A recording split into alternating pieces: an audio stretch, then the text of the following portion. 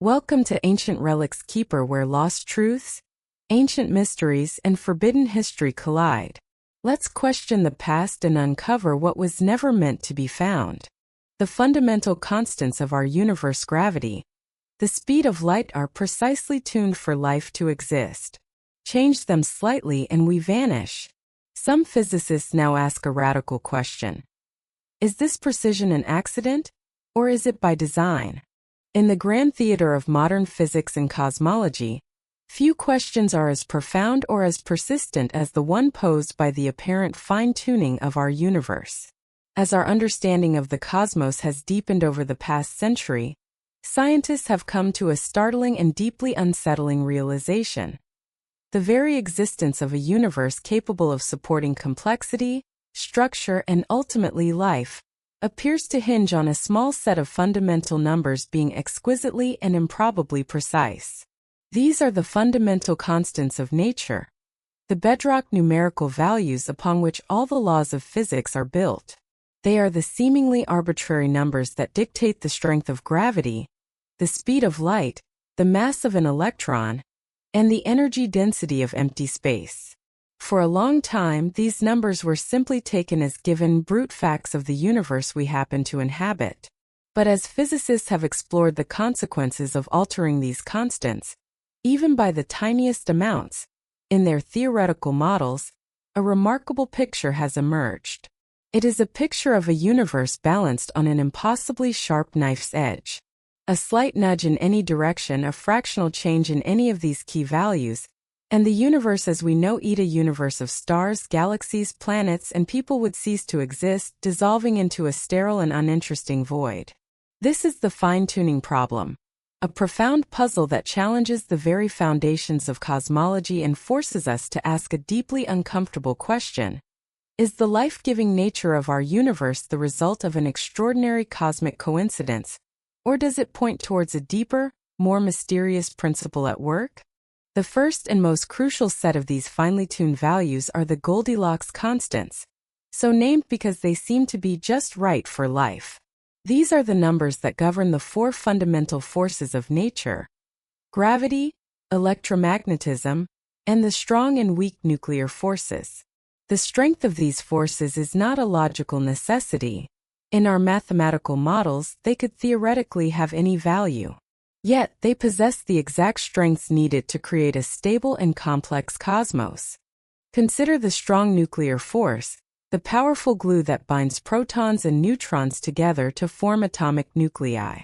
Its strength is a given, a fundamental constant. But if one were to imagine a universe where this force was just 2% weaker, the consequences would be catastrophic. The repulsive electrical force between two positively charged protons would overwhelm their mutual attraction via the strong force. Protons would be unable to stick together. In such a universe, the only element that could exist would be hydrogen, whose nucleus consists of a single proton. There would be no helium, no carbon, no oxygen, none of the heavier elements that are the essential building blocks of planets, stars, and life itself. The universe would be a thin, cold, and eternally boring soup of hydrogen gas.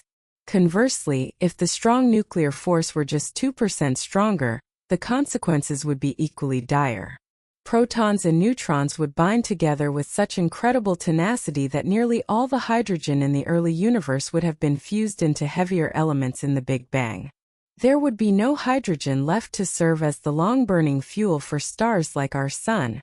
Stars would not be able to shine for the billions of years needed for life to evolve on their orbiting planets.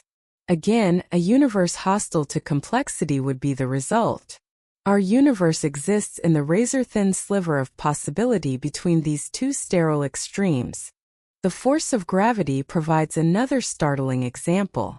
The strength of gravity is determined by the gravitational constant, a number we have measured with great precision.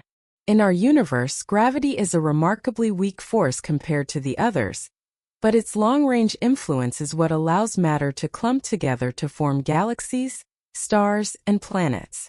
If gravity were slightly stronger, the universe would have collapsed back in on itself shortly after the Big Bang, never having the chance to expand and cool. If it were even a tiny fraction stronger, stars would form with much greater mass. Massive stars burn through their nuclear fuel at a furious rate, shining brilliantly but for a very short time, perhaps only a few million years, before exploding as supernovae. A universe with stronger gravity would be a universe of short-lived, giant stars, a cosmos where there would simply not be enough time for the slow, patient process of planetary formation and biological evolution to unfold. Conversely, if gravity were slightly weaker, matter would not have been able to clump together effectively after the Big Bang. Stars and galaxies would never have formed. The universe would have remained a diffuse, featureless, and ever-expanding cloud of gas. Once again, our existence depends on gravity having the precise, just right value that it does. The fine-tuning extends beyond the fundamental forces to the properties of the particles themselves. The mass of the neutron is slightly greater than the mass of the proton. This tiny difference is crucial. If it were the other way around, with the proton being slightly heavier, then free protons would be unstable and would decay into neutrons, positrons, and neutrinos. In such a universe, stable atoms could never form, as their nuclei would be unstable. The cosmos would be a sea of neutrons and other exotic particles, with no chemistry, no stars, and no life. The precise ratio of the mass of the electron to the mass of the proton is another exquisitely tuned parameter. If this ratio were significantly different, the chemical properties of elements would be altered so dramatically that the complex organic molecules necessary for life, like DNA, could never form. Perhaps the most famous and baffling example of fine-tuning is the cosmological constant, a term that Albert Einstein introduced into his equations of general relativity to represent the energy density of empty space. This value, which drives the accelerated expansion of the universe, is astonishingly, almost absurdly, small. According to our best theories of quantum physics, the natural value for the cosmological constant should be enormous, about 120 orders of magnitude. That's a 1 followed by 120 zeros, larger than the value we actually observe. This is widely regarded as the single worst theoretical prediction in the history of physics. The observed value is so incredibly small and precise that it is like throwing a dart from one end of the universe to the other and hitting a bullseye just 1 millimeter across. If the cosmological constant were even slightly larger, its repulsive force would have been so great that it would have torn the universe apart in the first moments after the Big Bang, preventing any matter from ever coalescing into galaxies or stars. The fact that this value is so close to zero, but not exactly zero, allowing for a stable, long-lived, and gently accelerating universe, is a mystery of the most profound kind. The physicist Leonard Susskind has referred to it as the mother of all physics problems. These are just a few examples of a much longer list of cosmic coincidences. Physicists have identified more than 24 such parameters that must fall within an incredibly narrow range of values for a life-permitting universe to exist. The cumulative improbability is staggering. The chance of a universe randomly emerging from a Big Bang with all of these constants and initial conditions set to the exact right values is so infinitesimally small as to be statistically indistinguishable from zero. It is like walking into a hotel and finding that the combination to the safe just happens to be your exact birth date, down to the second. You might initially think it's a lucky coincidence, but if you then found that the room number, the telephone number, and the television channel were also your birth date, you would rightly become suspicious. You would conclude that this is not an accident. It has been deliberately arranged. This is the core question presented by the fine-tuning problem. We are faced with a universe that appears, for all intents and purposes, to have been designed for the existence of complexity and life. This observation is not a religious or philosophical one.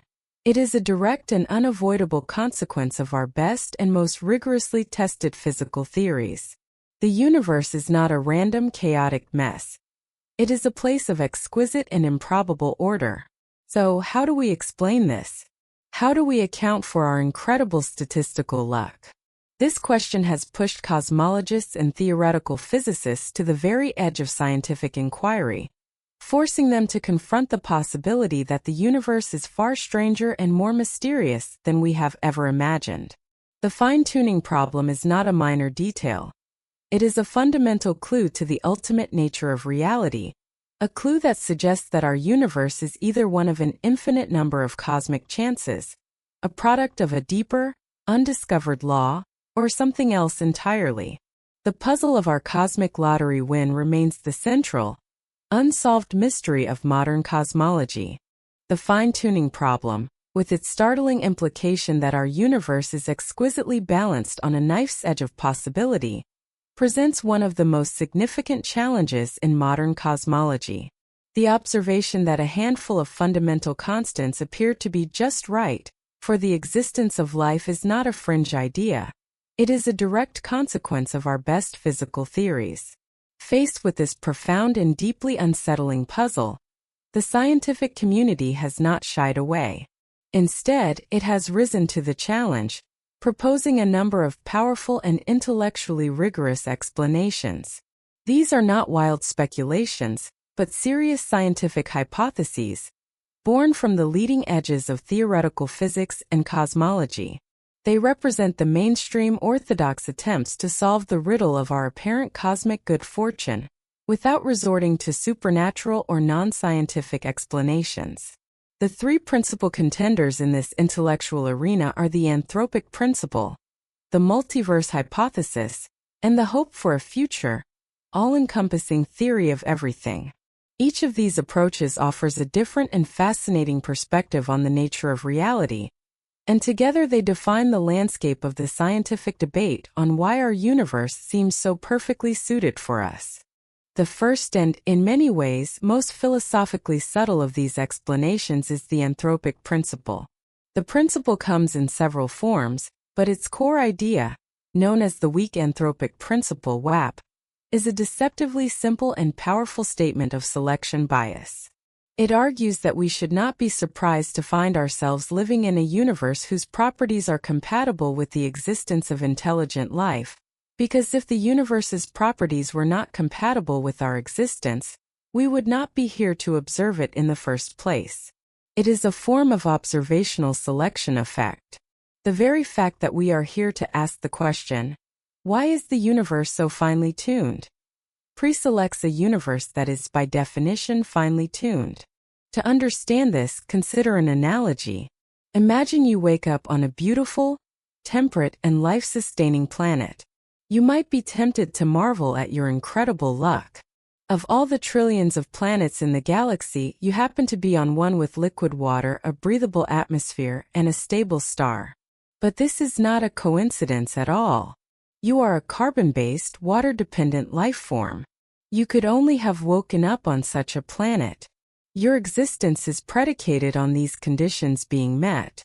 You would never find yourself waking up on a gas giant or a molten rock, because you could not survive there.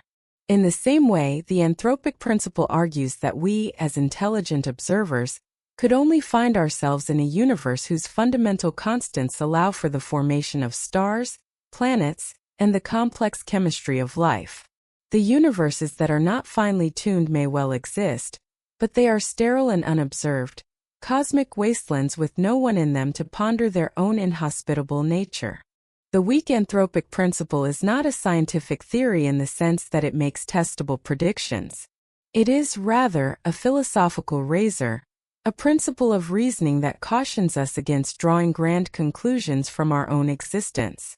It suggests that the fine-tuning problem is not really a problem at all, but a cognitive illusion, a failure to account for our own selection bias as observers. However, for many physicists, this explanation, while logically sound, feels deeply unsatisfying. It explains why we observe a finely tuned universe, but it does not explain why such a universe exists in the first place. It feels like an intellectual sidestep, a way of explaining away the problem rather than solving it. It is like winning a lottery with the 1,000,000-to-1 odds and being told not to be surprised, because if you hadn't won, you wouldn't be asking the question. While true, it doesn't remove the feeling that something extraordinary, and in need of a deeper explanation has occurred. This dissatisfaction with the purely philosophical nature of the anthropic principle has led to the development of a much more ambitious and physically grounded explanation, the multiverse hypothesis. The idea of the multiverse, once the realm of science fiction, has now become a central and highly respected concept in theoretical physics, particularly in the fields of string theory and cosmic inflation. The multiverse hypothesis takes the selection effect of the anthropic principle and gives it a physical mechanism. It proposes that our universe is not the only one. Instead, it is just one small bubble in a vast, perhaps infinite, cosmic foam of other universes, each with its own unique set of physical laws and fundamental constants. The theory of eternal inflation, one of the leading models for the origin of the universe, provides a natural mechanism for generating such a multiverse. According to this theory, the Big Bang was not a one-time event. The quantum field that drove the initial rapid expansion of our universe, the inflaton field, is theorized to be in a constant state of expansion. While this expansion stops in certain regions, creating pocket universes like our own, it continues eternally in the space between them. This process would continuously spawn new bubble universes, each one born with a different, randomly determined set of physical properties. In this infinite ensemble of universes, every possible combination of physical constants would be realized somewhere. The vast majority of these universes would be sterile and lifeless, with constants that are wrong. Some would collapse in on themselves moments after they were born. Others would be thin, featureless voids. But in an infinite lottery, every ticket is eventually a winner. It was statistically inevitable that at least one universe, and likely an infinite number of them, would, by pure chance, happen to have the exact just right combination of constants necessary for complexity and life to emerge.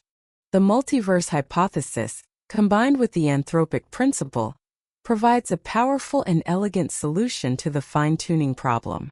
It explains the apparent design of our universe as a natural outcome of cosmic statistics. We are here because we live in one of the universes where the conditions were right. There is no cosmic miracle, just an infinite set of chances. This idea is deeply compelling to many physicists because it arises naturally from some of our most promising fundamental theories, like string theory, which also predicts a vast landscape of possible universes with different properties. However, the multiverse hypothesis faces its own significant challenges, the most formidable of which is the problem of testability. How can we ever prove the existence of other universes that are, by definition, causally disconnected from our own? We can never travel to them or receive any signal from them. This has led some critics to argue that the multiverse is not a scientific theory at all, but a metaphysical one, an untestable and unfalsifiable article of faith. Proponents of the theory, however, argue that it may not be entirely untestable. They suggest that evidence for the multiverse might be found in subtle residual patterns in the cosmic microwave background radiation, the afterglow of our own Big Bang. A collision between our bubble universe and another in the distant past could have left a detectable bruise in the sky. The search for such evidence is at the very frontier of observational cosmology, a difficult and ambitious quest to find the first empirical hint of a reality beyond our own cosmic horizon. The third major scientific explanation for the fine-tuning problem takes a completely different approach. It rejects the idea of chance, whether it's the single lucky chance of our universe or the infinite chances of a multiverse.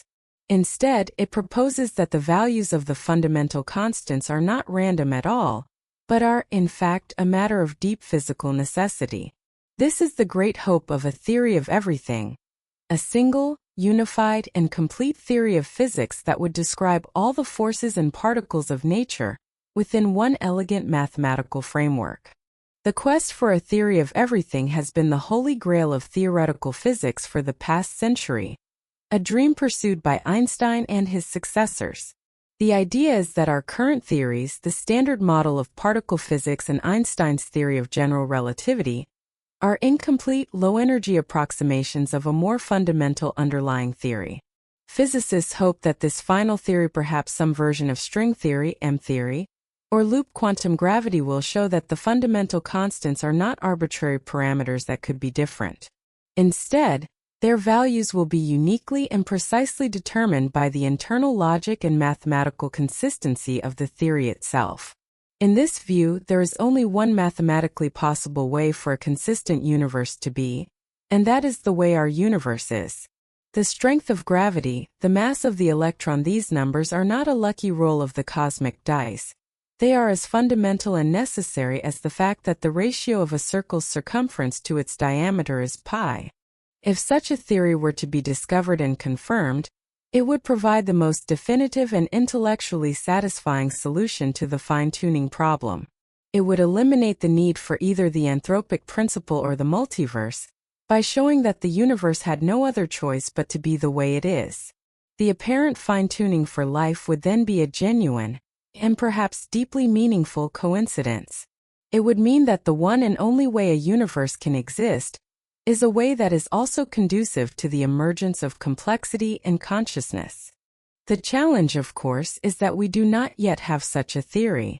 While string theory and other approaches are incredibly promising and mathematically rich, they have not yet reached a final, complete form, nor have they made any experimental predictions that we can test with our current technology.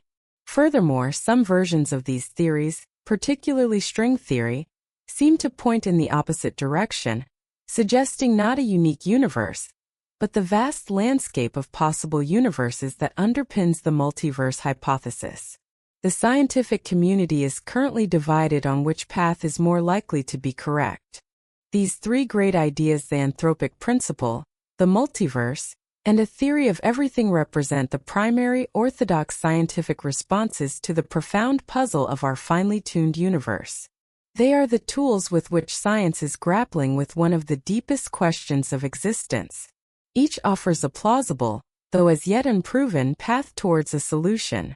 They stand as a testament to the power of the scientific method to address even the most seemingly philosophical questions, pushing the boundaries of our knowledge and forcing us to contemplate the ultimate nature of our cosmic home. The fine-tuning problem, with its dizzying implication that our universe is balanced on a statistical razor's edge, has forced physicists and cosmologists to the very limits of scientific inquiry. The mainstream explanations, the anthropic principle, the multiverse, and the quest for a theory of everything, each offer a powerful, though as yet unproven, framework for understanding our apparent cosmic good fortune.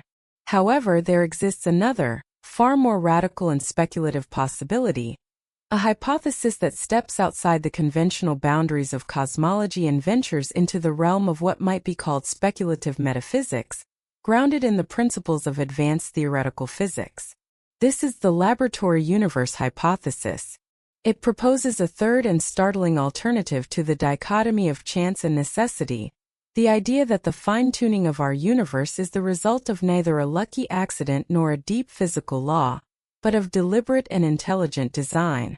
This is not a return to traditional religious creationism, but a bold, scientifically informed conjecture that our entire cosmos might be an artificial construct, a vast experiment created by a super-advanced civilization in a parent universe. The laboratory universe hypothesis, at its core, is a direct response to the perceived shortcomings of the standard explanations. For proponents of this idea, the anthropic principle, while logically sound, is seen as ultimately unsatisfying because it merely restates the problem without explaining the underlying mechanism. The multiverse, while elegant, is criticized for being potentially untestable, and for relying on the existence of an infinite and unobservable number of other worlds to explain the properties of our own. The hope for a theory of everything remains just theta hope for a future discovery that may or may not materialize, and which some current theories suggest might not lead to a unique universe anyway. The laboratory hypothesis offers a different path, one that accepts the appearance of design at face value and seeks to explain it not through a supernatural creator, but through the potential capabilities of a sufficiently advanced physical intelligence. The central premise of this hypothesis is that a civilization far more advanced than our own, perhaps one that has existed for millions or even billions of years, would have achieved a complete mastery over the laws of physics. They would understand the fundamental principles of general relativity and quantum mechanics to a degree that is unimaginable to us. They would be capable of manipulating matter and energy on a cosmic scale. For such a civilization, the creation of a new universe might not be a metaphysical impossibility, but a monumental engineering project. Our universe in this scenario is a baby universe, a self-contained bubble of spacetime deliberately brought into existence by a parent civilization in their own, higher-dimensional laboratory. The motivation for such an undertaking could be manifold. The parent civilization might be driven by the same scientific curiosity that drives us. They could be creating universes as experiments to test their own fundamental theories of physics, to see if their theory of everything holds true. They could be creating a vast array of universes, each with slightly different physical constants, in a systematic attempt to understand the conditions necessary for the emergence of complexity and life. In this view, our finely tuned universe is not a random success in an infinite multiverse, but a successful trial in a controlled experimental program. The goal of the experiment could be simply to observe the evolution of a complex system, to study the emergence of galaxies, stars, life, and perhaps even intelligence. Alternatively, the purpose could be more practical. Some theorists have speculated that a sufficiently advanced civilization might be able to create new universes as a source of energy, or as a way to escape the eventual heat death of their own cosmos. The creation of a new, expanding universe could be the ultimate survival strategy for a civilization facing its own mortality. The goal might not be to study us, but simply to use the creation event itself for some higher purpose within their own realm. This leads to the humbling possibility that we are not even the primary subject of the experiment. Our existence and the entire history of our cosmos might be merely an incidental byproduct of a process that is entirely about the needs and goals of our creators. But how could a universe even be created? This is where the hypothesis moves from pure speculation to the realm of theoretical physics. While the idea sounds like science fiction, there are several plausible, though highly speculative, physical mechanisms that could, in theory, allow for the creation of a new universe. One of the most well-known of these models is based on the theory of cosmic inflation. The idea is that an immense concentration of energy and matter could be focused into a tiny point, creating a state of false vacuum, with a massive repulsive gravitational force. This tiny seed of energy, perhaps smaller than a proton, would then undergo an exponential hyperfast expansion and inflationary epoch, birthing a new, self-contained bubble of spacetime that would appear, from the inside, like a Big Bang.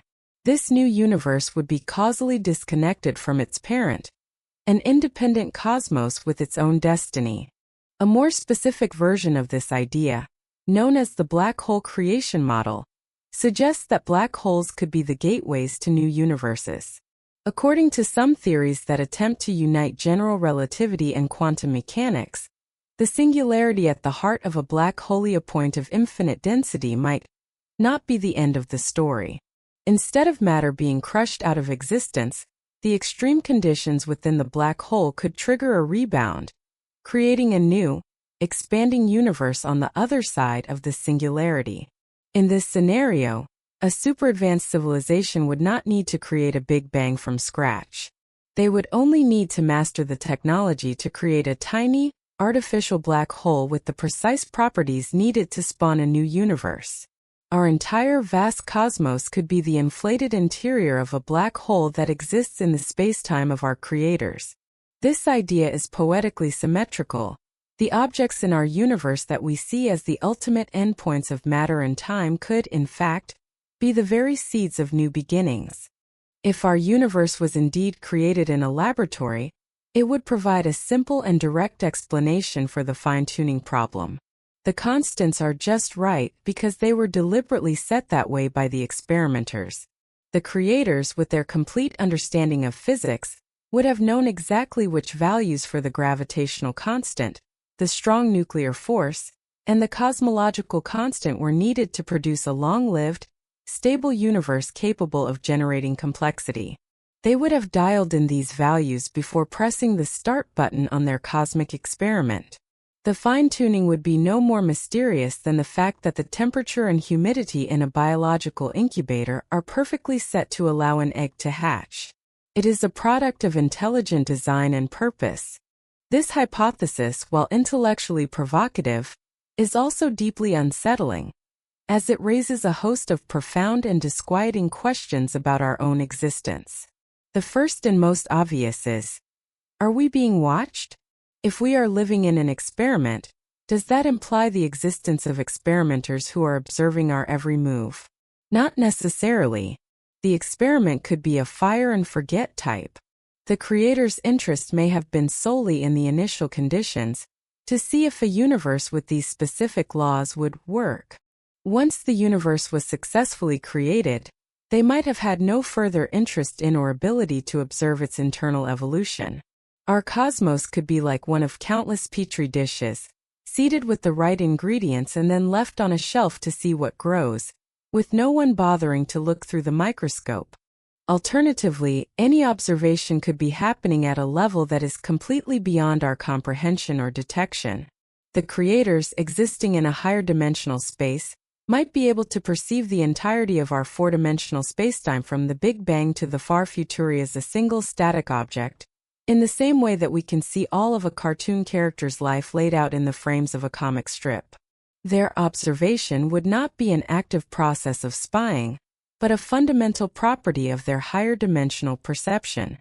Or any signals or probes from the parent universe might be operating on physical principles that are entirely unknown to us, making them effectively invisible.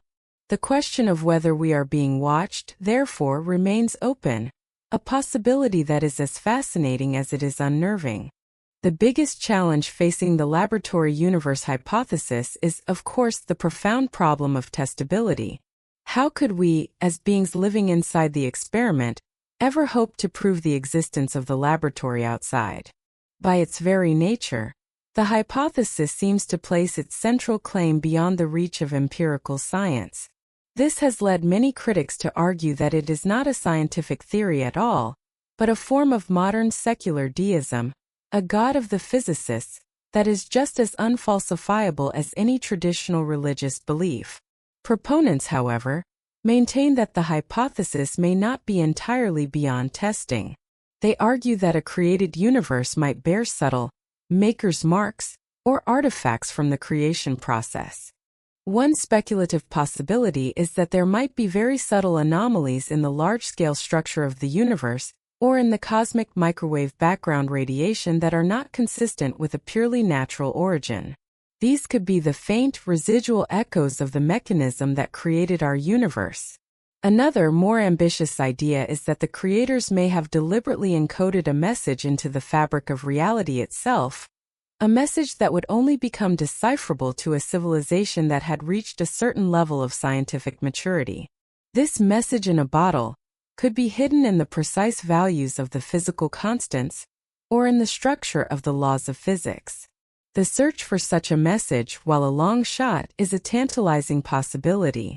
Some have even suggested that if we ourselves ever reached the point where we can create a baby universe in a laboratory, it would lend strong circumstantial support to the idea that our own universe could have been created in the same way, a form of existential proof by demonstration. Ultimately, the laboratory universe hypothesis forces us to confront the deepest questions about our purpose and our place in the cosmos. In some ways, it can be a deeply disempowering idea, reducing our entire history and all of our achievements to the status of a scientific curiosity in someone else's lab. But in another, more profound sense, it can be an inspiring one. Some thinkers, like the Harvard cosmologist Avi Loeb, have suggested that this hypothesis could provide humanity with a potential, ultimate, and meaningful cosmic purpose. If universes can indeed be created by intelligent life, then perhaps the long-term goal of any intelligent civilization is to evolve and mature to the point where they, too, can become creators. Our ultimate destiny, in this view, would be to understand the laws of physics so completely that we can create a new universe of our own, seeding it with the potential for life and continuing a great cosmic lineage of creation. This would transform humanity from a mere accident of cosmic evolution into a vital link in an eternal chain of cosmic reproduction. The laboratory universe hypothesis remains, for now, on the far speculative edge of scientific thought. It is a powerful and unsettling idea that is not yet a testable theory, but its true value may not lie in whether it is ultimately proven to be true or false. Its value lies in its ability to force us to think in new and radical ways about the profound mystery of our own existence. The fine-tuning problem which it seeks to explain is a real and well-established feature of our cosmos. The fact that science has reached a point where it can seriously contemplate the idea of our universe as an artificial construct is a testament to how far we have come, and a humbling reminder of how much we still have to learn. The laboratory universe hypothesis, with its radical proposition that our cosmos is an artificial creation, pushes the boundaries of scientific inquiry into the realm of profound philosophical and existential contemplation. While the mainstream scientific community grapples with the equally mind-bending concepts of the multiverse and a theory of everything, the idea that our existence is the result of a deliberate experiment raises a unique and deeply personal set of implications and unanswered questions. If we are, in fact, living within a cosmic laboratory, what does that mean for the nature of our reality, the significance of our existence, and the ultimate destiny of our species? Exploring the consequences of this hypothesis forces us to confront the limits of our knowledge, the very definition of what is scientifically testable, and the possibility of a cosmic purpose that is far grander and more bizarre than we have ever dared to imagine. The first and most immediate question that arises from the laboratory hypothesis is a profoundly unsettling one. Are we being watched? The very word experiment implies the existence of an experimenter, an observer who is monitoring the results. This idea taps into a deep-seated and almost primal human feeling, the sense that we are part of a larger drama, that our lives are being observed by some higher power. In a religious context, this is the concept of an omniscient God. In the context of the laboratory hypothesis, it is the more clinical and perhaps more terrifying concept of a super-advanced scientific observer. Are our lives, our history, our triumphs, and our tragedies being recorded and analyzed as data points in a cosmic research project? The answer to this question is not as straightforward as it might seem. The hypothesis does not necessarily require a constantly observing presence. One possibility is that the experiment is of a fire-and-forget nature. The creator's primary interest may have been in the initial act of creation itself to see if a universe with a specific set of finely tuned constants could be successfully spawned and sustain itself.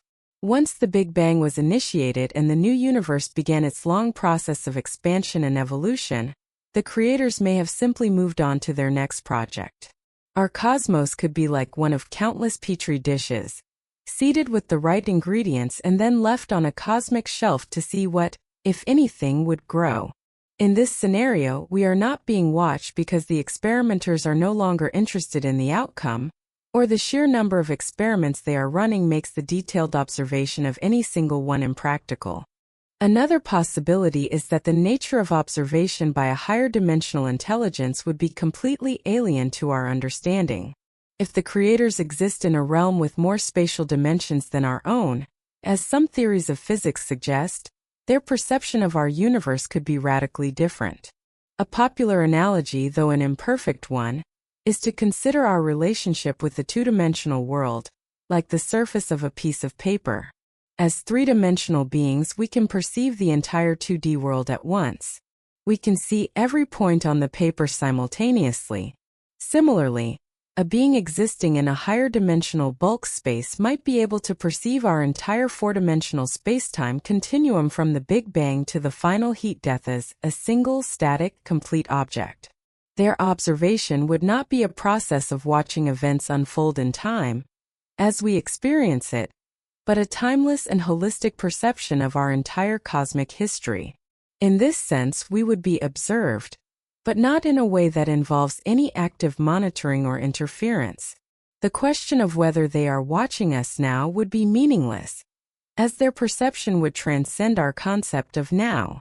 Furthermore, even if the creators were actively monitoring their creation, their methods would likely be completely undetectable to us. A civilization capable of creating a universe would surely be capable of developing observational technologies that operate on physical principles far beyond our current understanding. They would not need to send physical probes or signals that we could detect with our radio telescopes.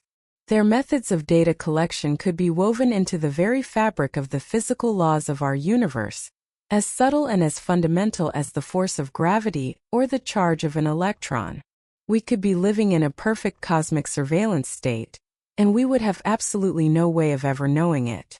The question of whether we are being watched, therefore, remains profoundly unanswerable, a possibility that is as fascinating as it is unnerving.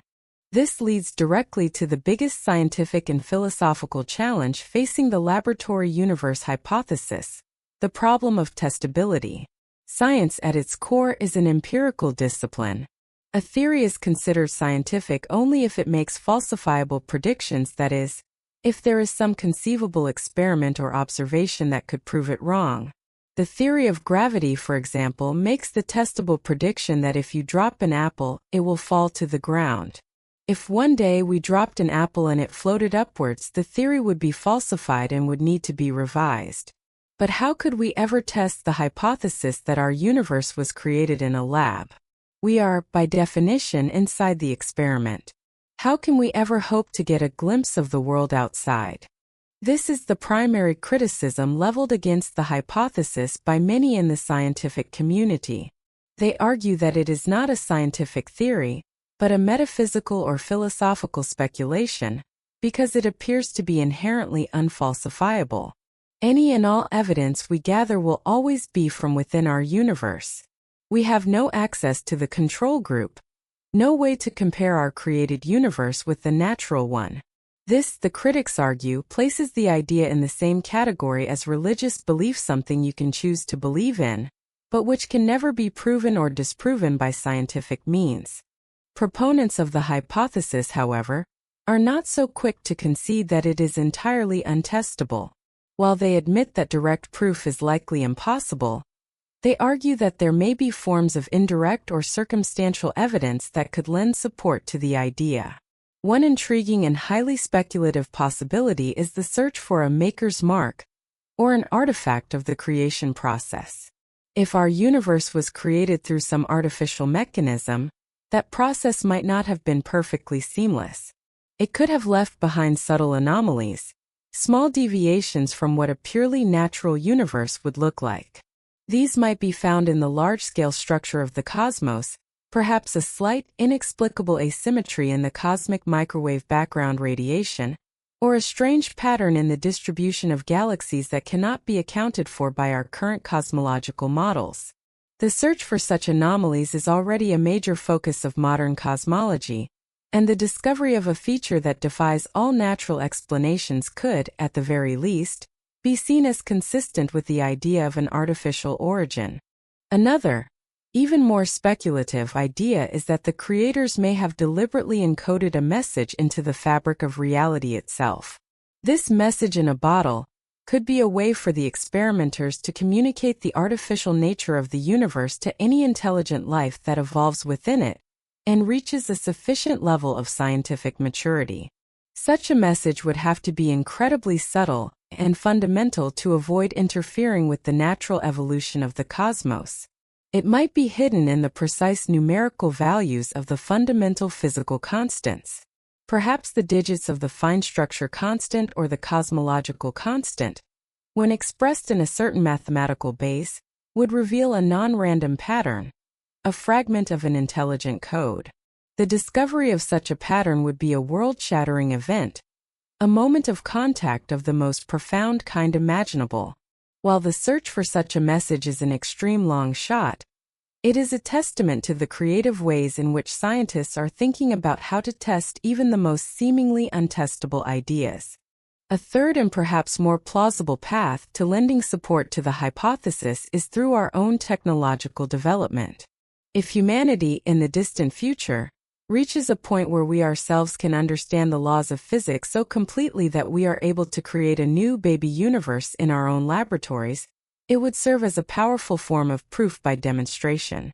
If we can do it, then it is not only possible, but it becomes plausible that another, older civilization could have done it before us. This would not be definitive proof, but it would transform the laboratory hypothesis from a piece of abstract speculation into a known technological possibility, thereby greatly increasing its credibility as an explanation for our own origins. Beyond the questions of observation and testability, the laboratory universe hypothesis forces us to confront the ultimate question of purpose. If our existence is the result of a deliberate experiment, what does that imply for the meaning and significance of human life? In one sense, it can be seen as a deeply nihilistic and disempowering idea. It could mean that our entire history, all of our art, our science, our love, our suffering is nothing more than a curious outcome in a cosmic petri dish. We could be insignificant, an accidental byproduct in an experiment whose true purpose has nothing to do with us. This is the anthill analogy. We might be as unaware of the true nature of our reality as ants are of the human child who is studying their colony for a school project.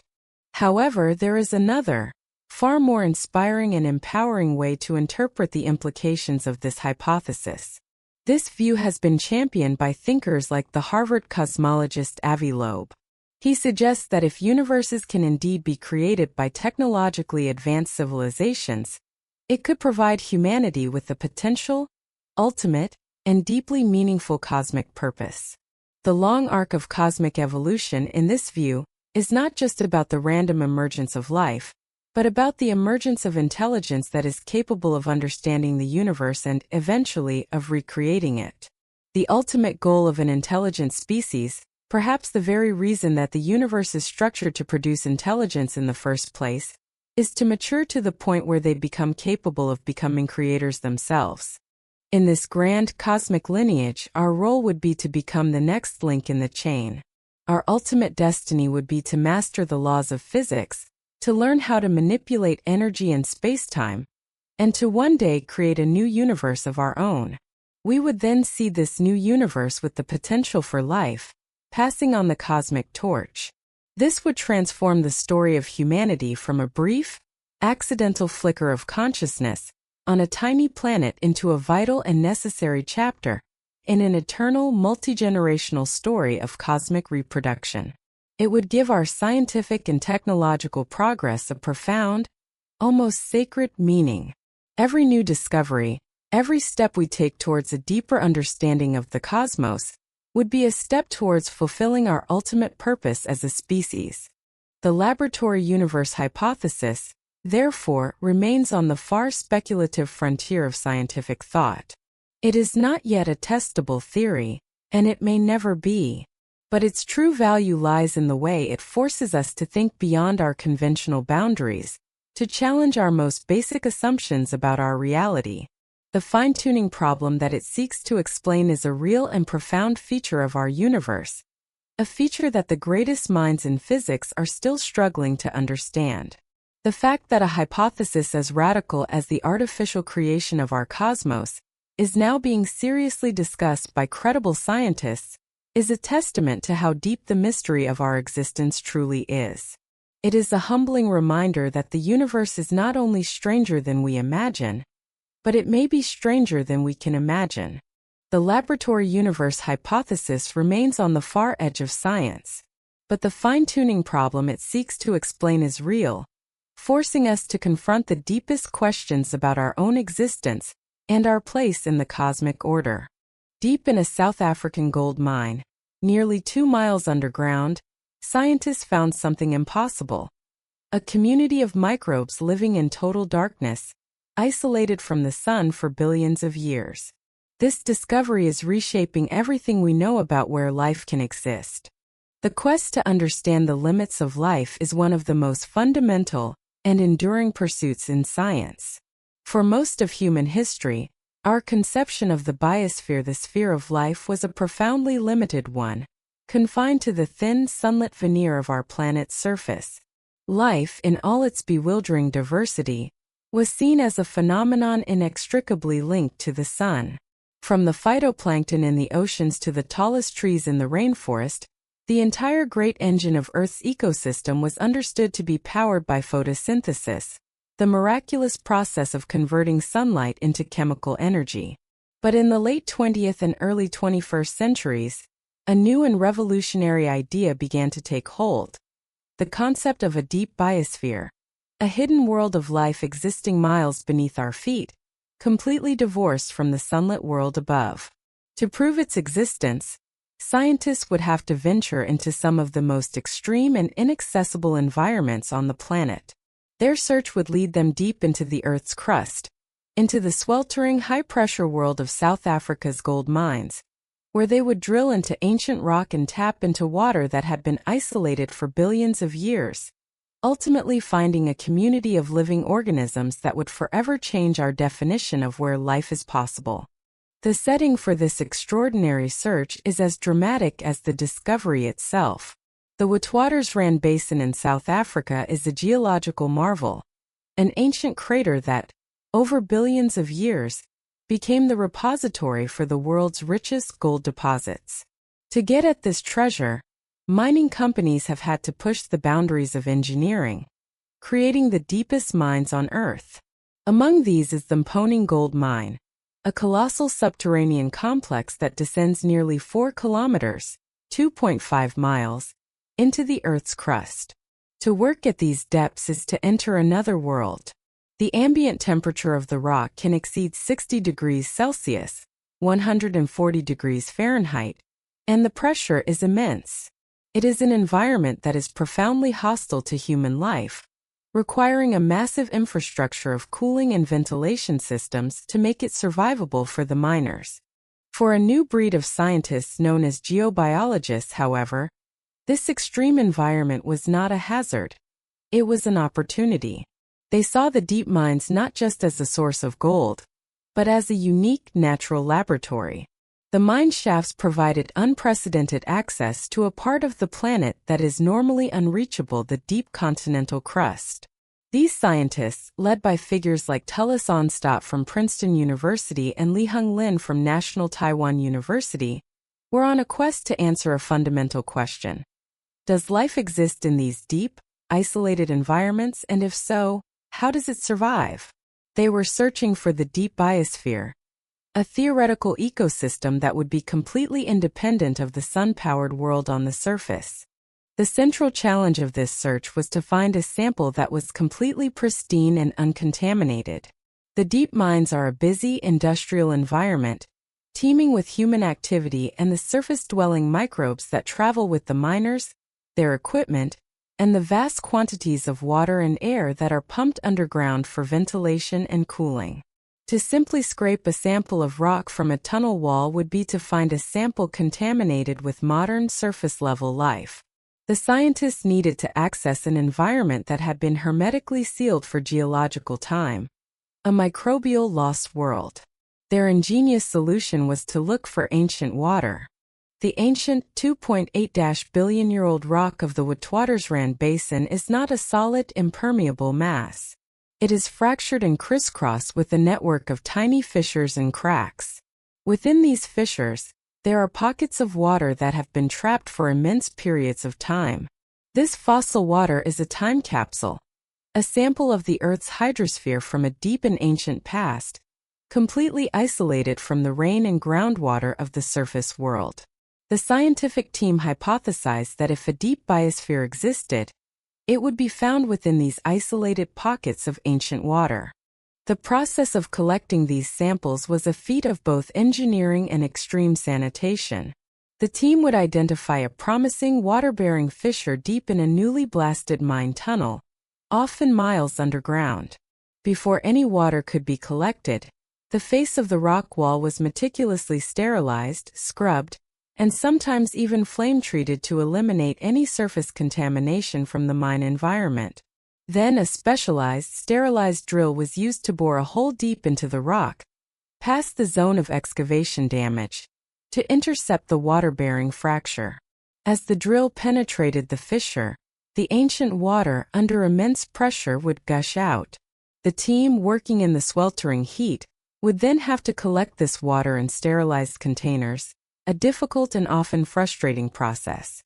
They had to ensure that not a single modern microbe contaminated their precious ancient sample. This process would be repeated at various depths and locations throughout the mine, a painstaking effort to gather enough material for analysis. Back in the laboratory, the next phase of the investigation began.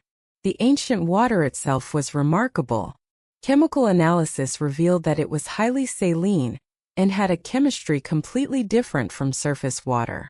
It was rich in dissolved gases like hydrogen, methane, and helium, but almost completely devoid of oxygen. Radiometric dating, which measures the decay of radioactive isotopes, confirmed its incredible age.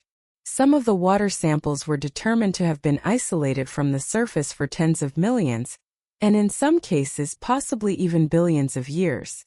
This was water from a different era of Earth's history. The crucial next step was to search for life. The scientists took the collected water and passed it through a series of extremely fine filters, with pores so small that they could trap any microorganisms present. At first, the results were disappointing.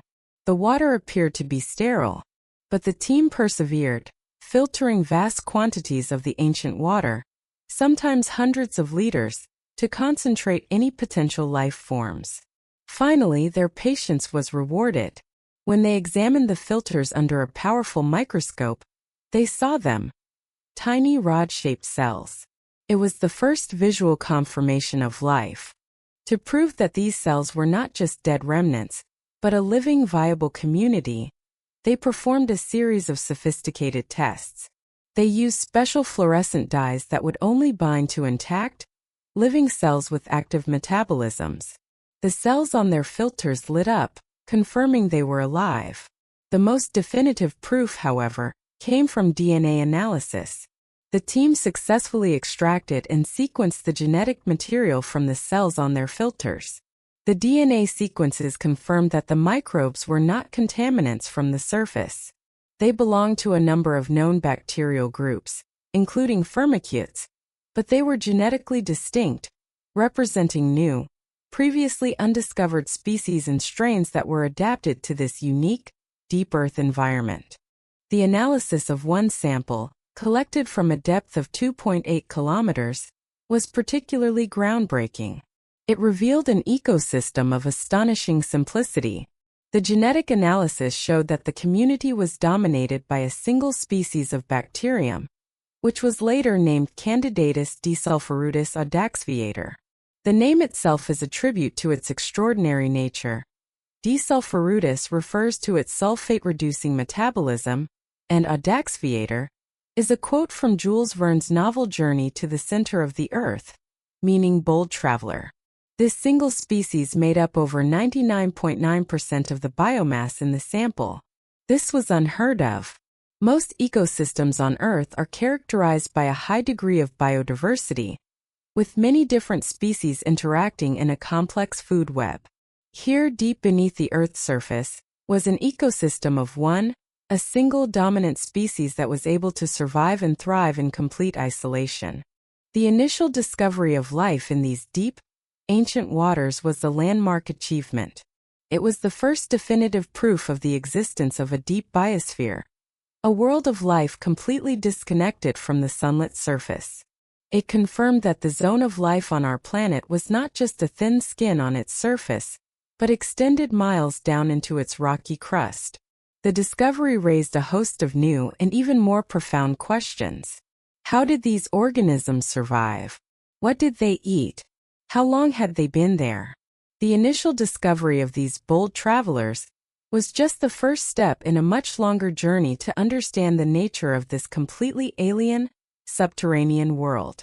The scientists had successfully tapped into a lost world, and its inhabitants were about to rewrite the rules of life as we knew it. The discovery of a living microbial community, deep within the Mponing gold mine, was a watershed moment in biology, a definitive confirmation that life's domain extended far deeper into the Earth's crust than had ever been thought possible. But this initial discovery was merely the opening of a door into a profoundly alien world. The true wonder of the deep biosphere lay not just in its existence, but in its extraordinary and completely novel method of survival. The scientists had found life in a place of absolute darkness, extreme pressure, and blistering heat, an environment completely cut off from the sun-drenched world above. This raised the most fundamental biological question of all. How did this ecosystem function? What was its source of energy? The investigation into the metabolism and genetics of these deep earth microbes would reveal a system of life that was utterly unique, an ecosystem that had effectively divorced itself from the sun, the ultimate source of energy for nearly all other life on our planet. It was the discovery of the first, and so far only, ecosystem on Earth that is powered not by sunlight, but by the primordial energy of radioactivity locked within the planet's ancient rocks.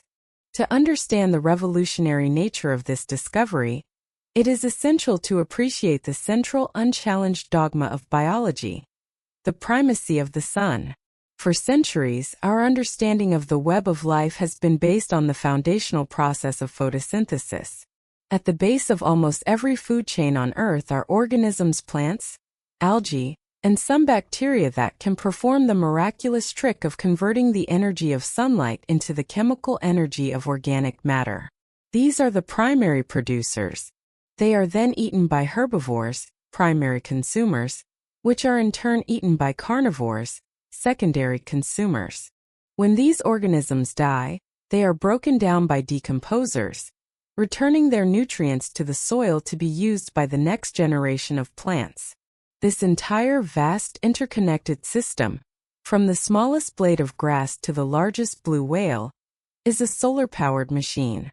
Even the deep-sea ecosystems found at hydrothermal vents, which are powered by chemical energy from the Earth's interior, are not entirely independent of the sun, as they rely on dissolved oxygen in the seawater, and that oxygen is a byproduct of photosynthesis occurring in the sunlit surface waters. The rules seem to be absolute. No sun, no life. The ecosystem discovered 2.8 kilometers beneath the surface in the Mponing mine shatters this rule. It exists in a realm of perpetual and absolute darkness. There is no possibility of photosynthesis. Furthermore, the ancient, trapped water it inhabits is completely anaerobic, meaning it contains no free oxygen derived from the surface. The community is also physically and chemically isolated. It cannot receive the steady rain of dead organic matter from the surface that feeds the deep sea floor. This ecosystem had to be entirely self-contained, a closed loop that could generate its own energy and nutrients from the raw inorganic materials of its immediate environment. The question was how? What could possibly serve as the primary energy source in a place with no light and no oxygen? The answer, the scientists discovered, was as surprising as it was elegant: radioactivity.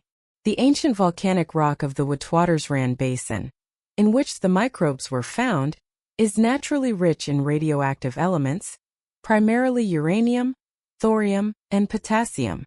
These elements are unstable, and their atomic nuclei spontaneously break down over geological time, in a process known as radioactive decay. This decay releases a steady stream of high-energy particles and radiation. The scientific team, led by Tullis Onstad, hypothesized that this primordial planetary energy was the ultimate power source for the deep biosphere. The mechanism they proposed was radiolysis, the splitting of molecules by radiation. As the radiation from the decaying uranium and other elements passes through the ancient water trapped in the rock fissures, it collides with the water molecules, H2O.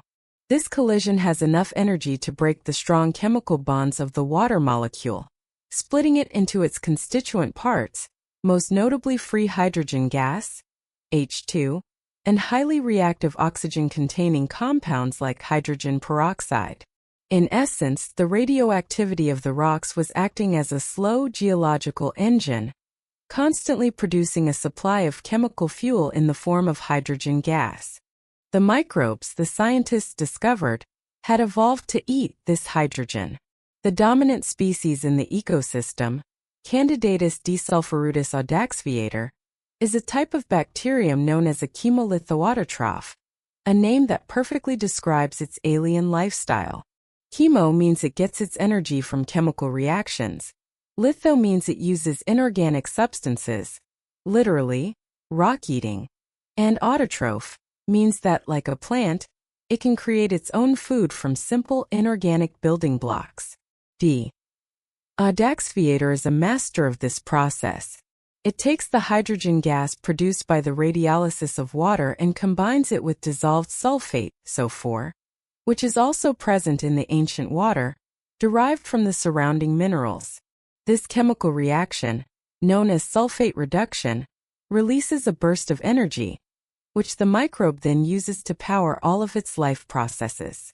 It is the deep earth equivalent of us breathing oxygen to burn our food. Hydrogen is their food, and sulfate is what they breathe. This process is not just about energy, it is also about building a body. Like all life, D. Audaxviator needs carbon to build its cells. In the absence of any organic matter from the surface, the microbe gets its carbon from dissolved inorganic carbon, such as bicarbonate, present in the water.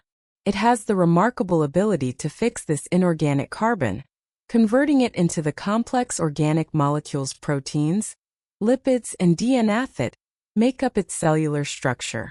It literally builds itself from scratch, using water, rock, and the energy of radioactivity. The discovery of this complete, self-sustaining ecosystem, powered by a non-solar energy source, was a paradigm shift in biology. It was the first time an ecosystem had been found that derived its entire energy budget from a purely geological planetary source. It was a form of life that could exist on a rogue planet wandering in the darkness of interstellar space, as long as that planet was geologically active and possessed liquid water. The genetic analysis of D. Audaxviator revealed a story that was just as remarkable as its metabolism. By sequencing its entire genome, scientists were able to read the complete genetic blueprint of this incredible survivor. The genome was a testament to its extreme isolation and its unique lifestyle. It contained all the necessary genes for a completely independent existence. It had genes for sulfate reduction, for nitrogen fixation, allowing it to get nitrogen from dissolved nitrogen gas, and for carbon fixation.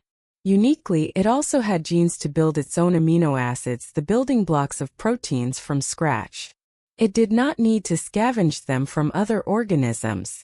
It was a biological Robinson Crusoe, carrying within its DNA all the tools it needed to survive alone in its deserted, subterranean island.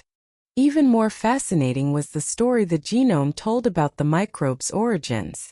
By comparing its genetic sequence to the vast database of all other known organisms, scientists could place it on the universal tree of life and estimate when its evolutionary lineage had diverged from its closest relatives on the surface.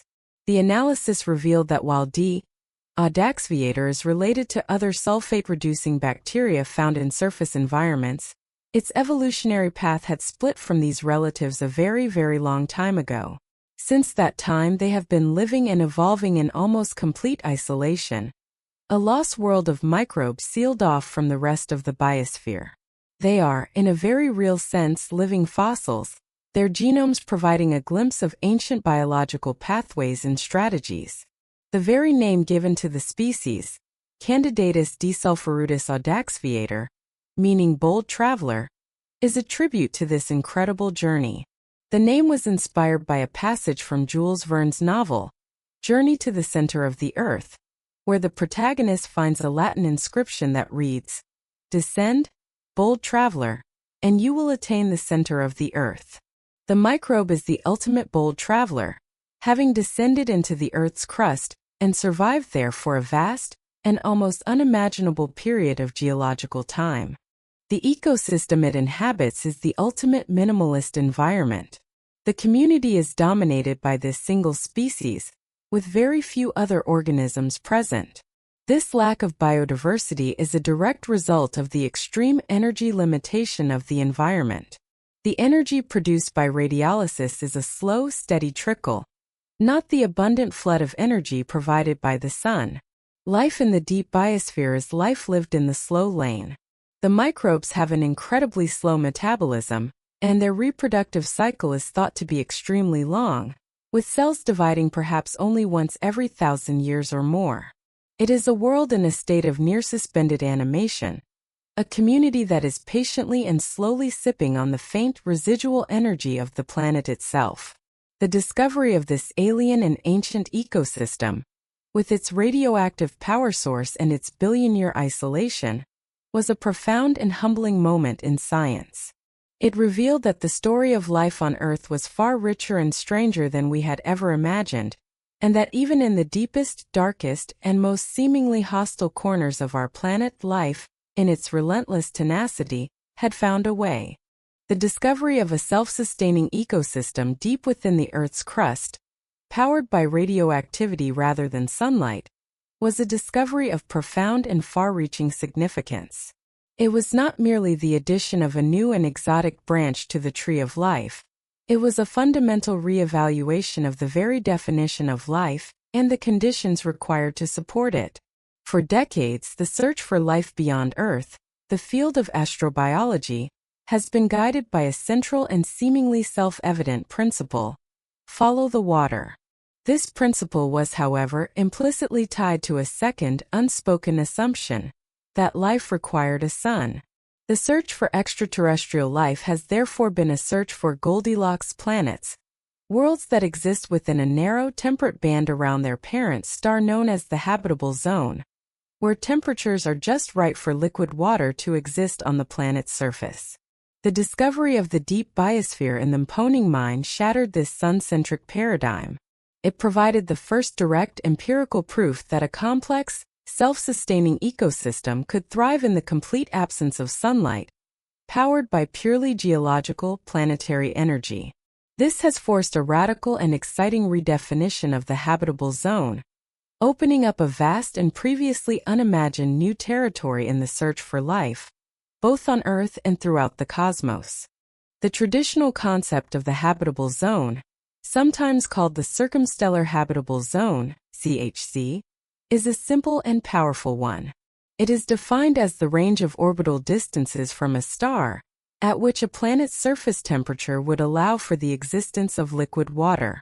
If a planet is too close to its star, the intense radiation will cause the water to boil away, leaving a dry, scorched wasteland like Venus. If it is too far from its star, the water will freeze solid, encasing the planet in a permanent shell of ice, like the moons of the outer solar system. Only in that just right Goldilocks orbit can a planet maintain the liquid water on its surface that is thought to be essential for the origin and evolution of life as we know it. This concept has been the primary guiding principle for astronomers and astrobiologists for over half a century. When telescopes like Kepler and the James Webb Space Telescope search for potentially habitable exoplanets, they are primarily searching for Earth-sized planets orbiting within the CHZ of their parent stars. This is the logical and necessary starting point, but the deep biosphere discovery reveals it to be a profoundly limited one. The ecosystem powered by radioactivity in the Mponing mine completely decouples the requirement for liquid water from the requirement for sunlight. It demonstrates that the two are not necessarily linked. The liquid water found 2.8 kilometers beneath the surface is not kept in a liquid state by the warmth of the sun, but by the geothermal heat of the Earth's interior. And the energy for the life within that water comes not from the photons of the sun, but from the radioactive decay of elements within the planet's crust. This proves that life's two most fundamental requirements, a liquid solvent, water, and a source of energy, can be met in environments that have absolutely nothing to do with a parent star. This has led to the development of a new and much broader concept, the planetary habitable zone. This new paradigm suggests that any celestial body, regardless of its distance from its star, could be considered potentially habitable if it possesses two key ingredients: a source of internal heat and a reservoir of liquid water. The discovery of the deep biosphere forces us to look at our own planet in a new light. The biosphere is not just the thin green and blue skin on the Earth's surface. It is a three-dimensional volume. Life extends miles down into the crust. This hidden subterranean world may, in fact, be the largest single habitat for life on Earth. While the surface world is subject to the dramatic and often catastrophic events of the solar system asteroid impacts, solar flares, and ice ages, the deep biosphere is a realm of incredible stability. It is a protected sanctuary, buffered from the chaos of the surface, where life can persist and evolve over geological timescales, powered by the slow, steady pulse of the planet's own radioactive heartbeat. This suggests that the deep biosphere may have acted as a refuge for life during catastrophic surface extinction events, like the one that wiped out the dinosaurs. It also raises the tantalizing possibility that life on Earth may not have originated in the sunlit, warm little pond envisioned by Darwin, but could have started in the dark, warm, and chemically rich environment of the deep crust, only later migrating to the surface. The implications for astrobiology and the search for extraterrestrial life are even more profound. The new paradigm of the planetary habitable zone dramatically expands the number and types of celestial bodies in our own solar system that could be considered potential abodes for life. Suddenly, a host of worlds that were previously written off as cold, dead, and uninteresting have become prime candidates in the search for alien biology. Consider Mars. The red planet is on the outer edge of the Sun's traditional habitable zone. Its thin atmosphere and cold surface mean that liquid water cannot exist there for any length of time today. The search for life on Mars has therefore focused on the search for evidence of past life, from a time billions of years ago when the planet was warmer and wetter. The discovery of the deep biosphere, however, completely changes the game. Mars, though smaller than Earth, is a geologically active planet with its own internal heat source from radioactive decay. It is now known with certainty that there is a vast amount of water on Mars, frozen as ice at the poles and locked away as permafrost beneath the surface. It is entirely plausible that, deep beneath the frozen surface, the planet's internal heat could maintain pockets or even vast aquifers of liquid water. In these dark subterranean Martian oases, a microbial ecosystem, identical in principle to the one found in the Mponing mine, could exist right now. It would be powered by the radiolysis of water driven by the decay of radioactive elements in the Martian rock. A self-sustaining Martian deep biosphere, completely independent of the harsh, sun-blasted surface. This possibility has transformed the future of Mars exploration, making the search for extant life, deep underground, a primary scientific goal. The implications are even more exciting when we look to the outer solar system, to the icy moons that orbit the gas giants Jupiter and Saturn. These moons, such as Europa, Enceladus, and Titan, are far, far outside the Sun's traditional habitable zone. Their surfaces are frozen solid, with temperatures hundreds of degrees below zero. By the old definition, they should be completely sterile worlds. But our robotic explorers have revealed that these moons are not what they seem. Europa, a moon of Jupiter, is covered in a thick shell of water ice, but data from the Galileo and Juno missions strongly suggests that beneath this ice shell lies a vast, global ocean of liquid salt water, an ocean that may contain more water than all of Earth's oceans combined. What keeps this ocean liquid so far from the Sun? The answer is a different kind of planetary energy: tidal heating. As Europa orbits the massive planet Jupiter, the immense gravitational pull of the gas giant constantly flexes and squeezes the moon's interior, generating enormous amounts of frictional heat. This internal heat is more than enough to maintain a liquid ocean. The discovery of the deep biosphere on Earth provides a direct, working model for how life could exist in such an ocean. The seafloor of Europa would be a place of absolute darkness, but it would be geologically active, with water interacting with a rocky core that contains radioactive elements. The radiolysis of water could provide the chemical energy, the hydrogento power, a chemosynthetic ecosystem, a European deep biosphere teeming with microbial life, and perhaps even more complex organisms. The same is true for Enceladus, a small, icy moon of Saturn. The Cassini spacecraft made the astonishing discovery that massive plumes of water vapor and ice crystals are erupting from tiger-striped fissures in the moon's south pole. This is direct evidence of a liquid water ocean beneath its icy shell. Analysis of these plumes has revealed that they contain not only water, but also salt silica nanoparticles, indicating hydrothermal activity on the seafloor, and, most excitingly, simple organic molecules and hydrogen gas, the very ingredients for life as we see it in the Mponing mine. Enceladus, once a tiny, overlooked snowball, is now considered one of the most promising places in the solar system to search for life beyond Earth. The discovery of the Earth's deep biosphere has therefore acted as a profound conceptual shift for astrobiologists. It has forced us to decenter the sun in our thinking about life. The habitable zone is not just a property of a star. It is a property of a planet. Life may not be a phenomenon of planetary surfaces, but a phenomenon of planetary interiors. The surface of a planet, with its exposure to harsh radiation, asteroid impacts, and extreme temperature swings, may actually be a relatively dangerous and marginal place for life to exist. The true cradle of life, the most stable and long-lived habitats in the cosmos, may be the dark, warm, and protected realms deep beneath the surface. This means that the number of potentially habitable worlds in our galaxy could be orders of magnitude greater than we previously thought. Every rocky planet, every large icy moon, regardless of its distance from its star, could potentially harbor a hidden, subterranean biosphere. This new paradigm is both humbling and incredibly exciting. It is humbling because it suggests that we, as surface-dwelling, sun-dependent creatures, may be the exception rather than the rule.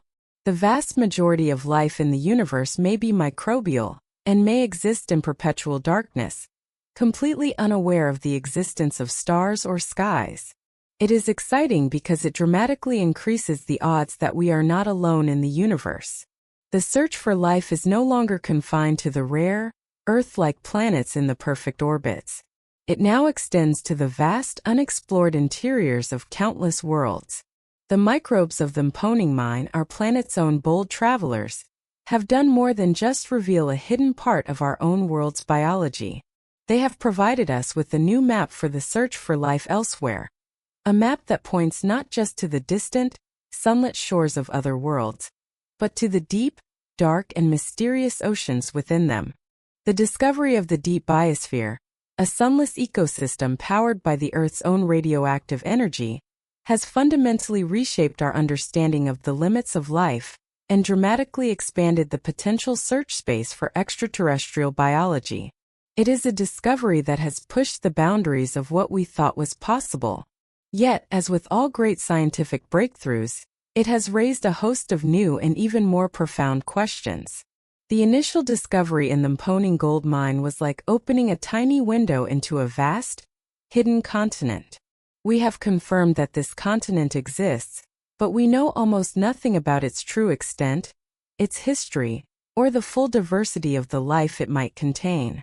The deep Earth is now one of the last true frontiers of exploration on our own planet, a realm of immense mystery that holds potential clues not only to the nature of life elsewhere in the cosmos, but also to the very origin of life itself. The unanswered questions and future frontiers of deep biosphere research represent some of the most exciting and fundamental challenges in modern science. The first and most immediate of these unanswered questions is one of sheer scale. How big is the deep biosphere?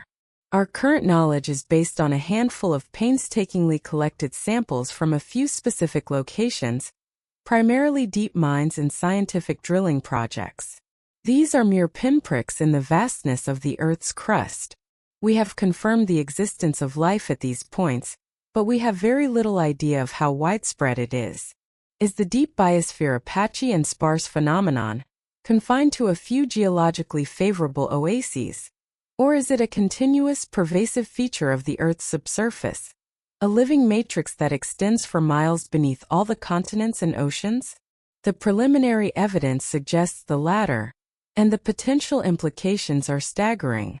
Based on the density of microbial cells found in the samples collected so far, and extrapolating that to the estimated volume of the Earth's crust that could potentially support life, the zone where temperatures and pressures are not so extreme as to break down organic molecules, some scientists have made astonishing preliminary estimates.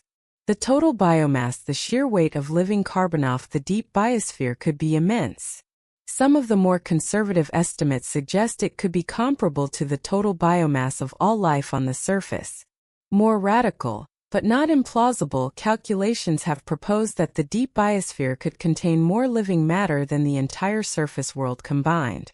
This is a mind-bending concept. It would mean that we, and all the familiar life of the surface, the forests, the animals, the insects, the ocean life, are actually the minority. The true center of life on Earth, in terms of sheer quantity, might be the hidden microbial world beneath our feet. Verifying these estimates and creating a true census of the deep biosphere is a monumental task that will require decades of future research, including a new generation of deep drilling projects specifically designed for biological exploration. The second profound question raised by the deep biosphere is about the very origin of life itself. The standard primordial soup theory of abiogenesis, first proposed in the 1920s, posits that life began in a sunlit, shallow body of water on the Earth's surface, where a combination of simple organic molecules, water, and an energy source like lightning or ultraviolet radiation led to the formation of the first self-replicating molecules. This is a powerful and compelling model, but the discovery of the deep biosphere offers an intriguing and plausible alternative: the idea that life may have originated not on the surface, but deep within the Earth's crust. The environment of the early Earth, some 3.8 to 4 billion years ago, was incredibly violent and hostile. The surface was bombarded by a constant hail of massive asteroids and comets, the sterilizing remnants of the solar system's formation. The atmosphere was thick and toxic, and the young sun bathed the planet in intense ultraviolet radiation. The surface may have been a very dangerous and unstable place for the delicate, fledgling chemistry of life to get started. The deep crust, however, would have been a sanctuary, protected from the bombardment and the harsh radiation by miles of solid rock. The deep subsurface would have been a place of incredible stability. It would have contained all the necessary ingredients for life as we see it in the Mponing mine today: a protected reservoir of liquid water, a rich soup of dissolved minerals and inorganic carbon, and a steady, reliable source of chemical energy in the form of hydrogen gas produced by the radiolysis of water and other geothermal processes. This environment is remarkably similar to the conditions found at deep-sea hydrothermal vents, another leading candidate for the location of life's origin. It is entirely possible that life began in this warm, dark, and protected subterranean world, and only later, after the surface of the planet had become more stable, did it migrate upwards to colonize the sunlit realm. This raises an even more radical and tantalizing possibility: the question of a second genesis. The microbes discovered so far in the deep biosphere, like Candidatus desulphurutus audaxviator, are, according to their DNA, clearly related to surface life. They are part of our own familiar tree of life, descendants of a common ancestor that likely lived billions of years ago. But is it possible that somewhere, in a completely isolated pocket of the deep crust, life could have started more than once? Could there be a shadow biosphere, an entirely separate and independent origin of life, based on a different biochemistry? Such a discovery would be one of the most profound in the history of science. It would prove that life is not a unique and freakish accident, but a common and perhaps inevitable outcome of planetary chemistry. The deep Earth is a new and unexplored frontier in the search for the origin of life itself, a place where we might, if we are incredibly lucky, find evidence of a completely alien form of life that is nonetheless our fellow terrestrial. The third and final set of questions concerns the potential for biological complexity in the deep biosphere. So far, all of the life that has been definitively identified in these extreme, deep environments has been microbial single-celled organisms like bacteria and archaea. While these microbes are incredibly fascinating and biochemically complex, it raises the question of whether this is the absolute limit. Is it possible for more complex multicellular life to exist in these sunless, energy-poor environments? Could there be a subterranean equivalent of worms, fungi, or even more complex creatures that have evolved to live in this alien world? On the one hand, the extreme energy limitation of the deep biosphere seems to argue against this. The slow trickle of energy from radioactivity is sufficient to support the incredibly slow metabolism of single-celled organisms, but it may not be enough to power the far more energy-intensive lifestyle of a larger, multicellular creature. The evolution of complex life on the surface was driven by the enormous energy surplus provided by the sun, an energy source that is orders of magnitude more powerful than radiolysis. On the other hand, life is endlessly creative.